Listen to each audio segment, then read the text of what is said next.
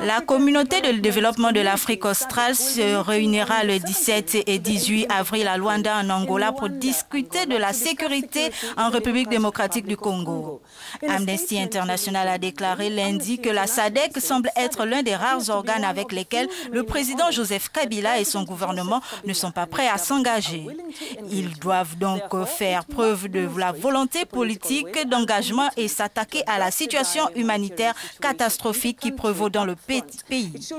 Vendredi dernier, les autorités de Kinshasa ont boycotté la conférence des donateurs qui a permis de recueillir plus de 500 millions de dollars pour l'aide humanitaire d'urgence à plus de 13 millions de personnes subissant des conflits armés, de déplacements forcés, de maladies et de la faim.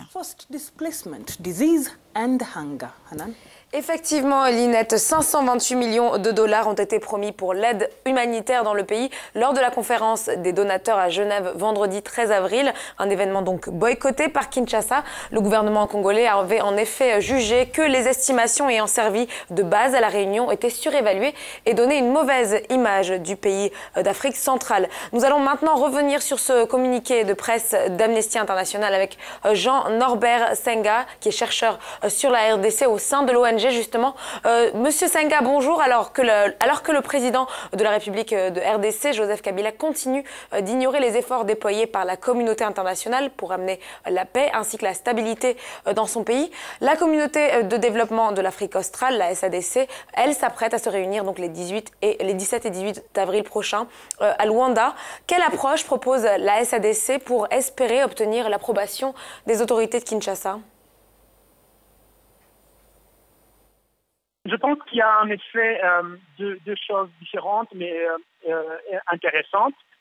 C'est vrai que vous mentionnez le sommet ou la conférence internationale qui s'est tenue à Genève la semaine dernière et que la RDC a boycotté. Ce qui est intéressant, comme Amnesty le dit dans notre communiqué, c'est que la SADC et ses leaders semblent être les derniers organes et auxquels les autorités congolaises prêtent réellement attention. Donc il y a une sorte de retournement de la RDC vers les acteurs de la région au niveau de la SADC, qui est le principal bloc régional auquel la RDC appartient, mais aussi au niveau africain, pour une sorte de repositionnement diplomatique. Et c'est en cela que nous disons à Amnesty que la SADC a une responsabilité particulière, parce que nous pensons qu'elle est parmi les toutes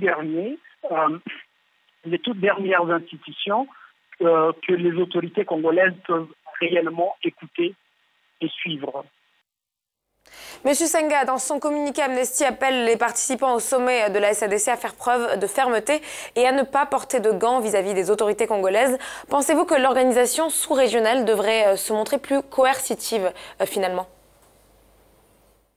Alors, la SADC a une charte et elle a des instruments juridiques qui sont imposables à tous ses États membres, y compris à la RDC.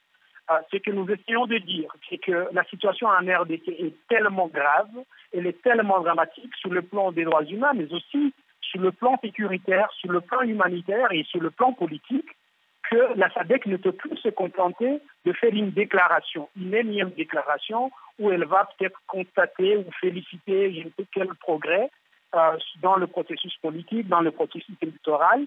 Il est temps que les dirigeants de la SADC montrent qu'ils ont pris la mesure de la gravité de la situation en RDC, qu'ils ont pris la mesure de leurs responsabilités et qu'il est temps de poser des actes concrets pour pousser, si pas forcer les autorités congolaises à respecter les droits humains, à respecter les libertés et les droits civils et politiques et à organiser un processus politique qui soit transparent, qui soit libre et équitable et qui pourra permettre, qui est la seule condition pour que la RDC retrouve la stabilité et la paix.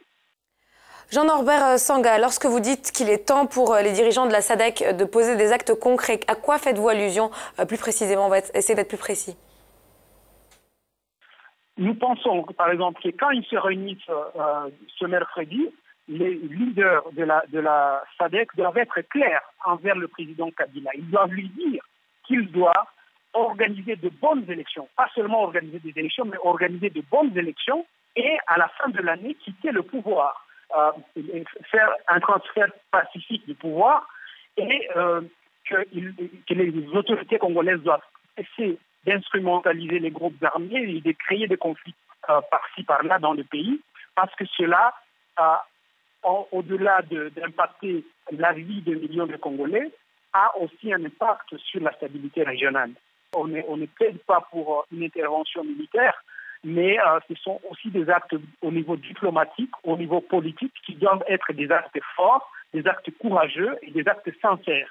Parce que jusqu'à présent, les sommets de la SADC, les décisions ou les discussions au niveau régional ont été plutôt très doux, comme si on était dans le déni de la gravité de la situation en RDC.